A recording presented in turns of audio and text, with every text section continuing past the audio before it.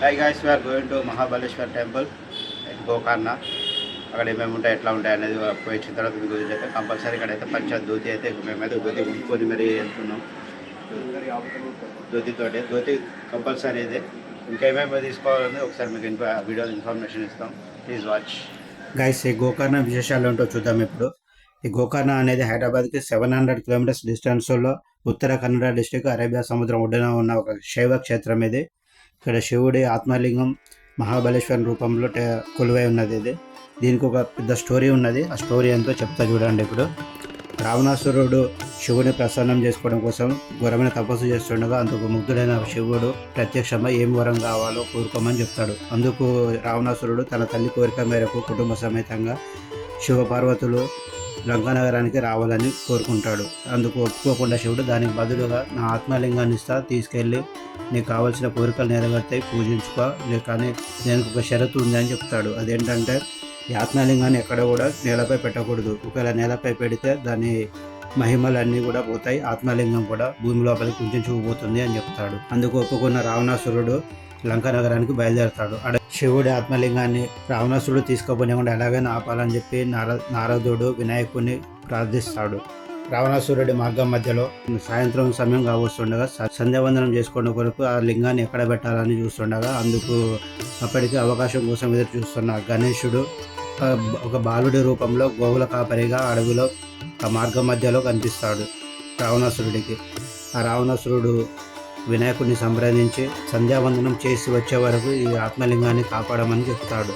అందుకు గణేశుడు ఒక షరతు విధిస్తాడు. నేను 3 సార్లు మాత్రమే పిలుస్తాను, నేను 3 సార్లు రాకపోతే ఈ లింగాన్ని నేను ఈ కింద పెట్టేసి నేలపై పెట్టేసి వెళ్ళిపోతాను అని చెప్తాడు.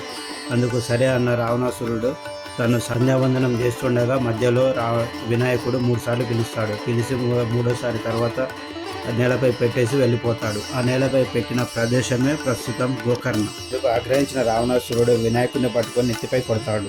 నేలపై పెట్టిన ఆత్మలింగం భూమిలోకి పోవడం గమనించిన రావణాసురుడు పరుగున వచ్చి ఆ భూమిలో కూరుకుపోతున్న ఆత్మలింగాన్ని బయటకు తీయడానికి ప్రయత్నిస్తాడు. తన శక్తిని అంతా కూడగట్టుకున్న రావణాసురుడు ఆత్మలింగాన్ని బలంగా లాగడంతో ఆ చివర అనేది సాగిపోయి ఉంటుంది. అది అటు ఇటు తాగడం వలన అక్కడ ప్రదేశం ఆవు చెవి ఆకారంలోకి మారిపోతుంది.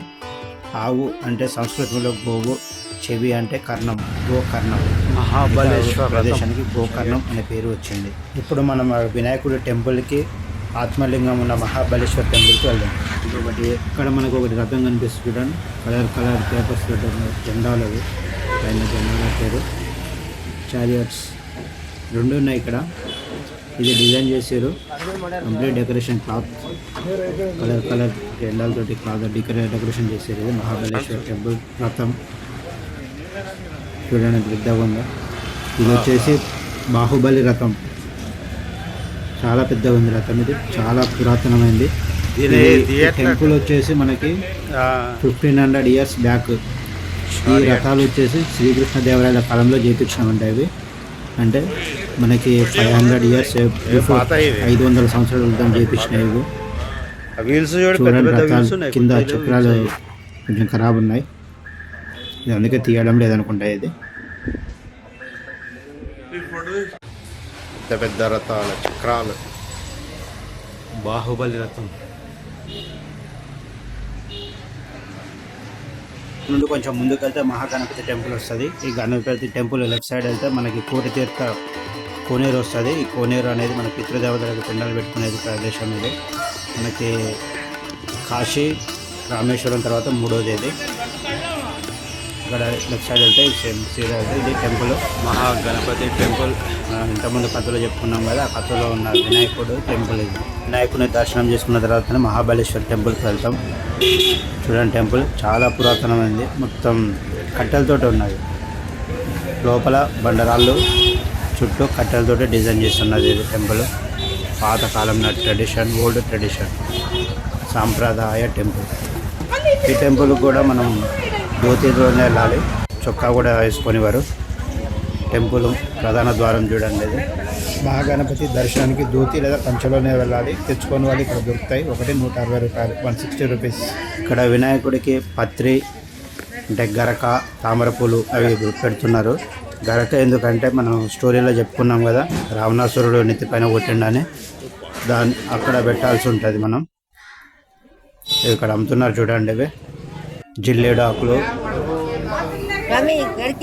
గరక, అవి తీసుకుపోయి స్వామివారికి సమర్పించాలి మనం. ఇది మూల విరాట్, మెయిన్ మూల విరాట్ వినాయకుడిది టెంపుల్ లోపల. నాకు ఆన్లైన్లో దొరికింది. ఇదిగో చూడండి, రావణాసురుడు కొట్టిన ప్రదేశం పైన కనిపిస్తుంది అది. ఇదే వచ్చేసి Mahabaleshwar temple. Mahabaleshwar temple Gokarna main ఆత్మలింగం ఉన్న ప్రదేశం ఇది. ఇది టెంపుల్ లోపల వైపు వీడియోలు తీయనియడం లేదు, కానీ నేనైతే ట్రై చేశాను కొంచెం. దర్శనం మాత్రం అద్భుతమైన చెప్పాలి, జన్మ ధన్యం అయిపోయిందని చెప్పుకోవచ్చు మనం. ఎందుకంటే ప్రతి వినాయకుడి గుళ్ళో సైతం గర్భగుళ్ళకి లోపల తీసుకెళ్ళి మూల విరాట్ని తాకిపించండి, మన చేతులతో మూల విరాట్ని తాకొచ్చు. ఇక్కడ కూడా అంతే సేమ్. ఇదిగో ఇదే ఆ లింగం. ఈ లింగం ఇక్కడ శివలింగం కనిపిస్తుంది కదా, ఆత్మలింగం. దీని లోపల ఉన్నది ఇది ఆత్మలింగం. ఇక్కడ మన శివలింగానికి ఇక్కడ రంధ్రం ఉంది కదా, ఆ రంధ్రం లోపల ఆత్మలింగం ఉంటుంది. ఇక్కడ మనం చేయబెట్టి డైరెక్ట్ మనం చూడవచ్చు దాన్ని. చాలా అద్భుతమైన చెప్పవచ్చు. ఇది జన్మ ధన్యమైపోయిందని చెప్పాలి. ఆ దర్శనం మాత్రం గర్భగుళ్ళకు పోవడమే గ్రేటు. గర్భగుళ్ళకు పోయి ఆత్మలింగం మూల విరాట్ని తాకడం అన్నట్టు. మూల విరాట్ని మన చేతితోటి తాకి మనం కోరికలు కోరుకొని మనం తీసుకుపోయినా అక్కడ సమర్పించి రావచ్చు. అంత అద్భుతం. మనకైతే ఇక్కడ తెలుగు రాష్ట్రాల్లో ఎక్కడ కూడా లేదు ఇప్పటివరకు నేను చూసిన వాటిలలో. చాలా అద్భుతమనే చెప్పాలి. ఇది వినాయకుడి గుడి. ఇక్కడ నుండి ఇంకా మేము బయటకు వచ్చేసినాము. దర్శనం మాత్రం సూపర్. ఇటువంటి దర్శనం అయితే ఎక్కడ చూడలేము. 3 sets 300. ఇంకా ఇంట్లో వాళ్ళకి చిన్న చిన్నవి ఇక్కడ దొరికేటివి అయితే కొనుక్కొని వెళ్దామని చెప్పేసి అయితే ఇక్కడ తీసుకుంటున్నాము. ఇక్కడ ఏంటి గవ్వలు, శంఖాలు, దండలు అవి అయితే ఉన్నాయి. ఇంకా రేట్స్ అయితే నార్మల్గా 50 రూపీస్ నుంచి స్టార్ట్. ఇక్కడ చూపిస్తుంది చూడండి, అది ముత్యాల చిప్ప, పాల్చిప్పకి ముత్యాలు ఉన్నాయి. దాని రేటు వచ్చేసి 1200 నుంచి 1400 చెప్తుంది. ఇవి మేము తీసుకున్న గవ్వలు, శంఖ అక్కడ గుర్తుగా అక్కడ వినందుకు. ఇది ఆల్చిప్ప. దీని రేటు 1200 నుంచి 1400 చెప్తుంది. ఆల్చిప్పకి ఒక ముత్యం కూడా ఉన్నది. అది వాళ్ళు ఆర్టిఫిషియల్ చేసారా ఒరిజినల్గా తెలియదు. అదైతే పక్కన పెట్టేసుకుని చూడండి. మేము ఇంకా గోగర్భ కేవ్స్ అయితే మిస్ అయ్యాము, టైం లేదు అక్కడ. ఇక్కడ నుండి ఓం బీచ్కి అయితే బయలుదేరుతున్నాం. Thanks for watching. Bye bye. Next video Om beach.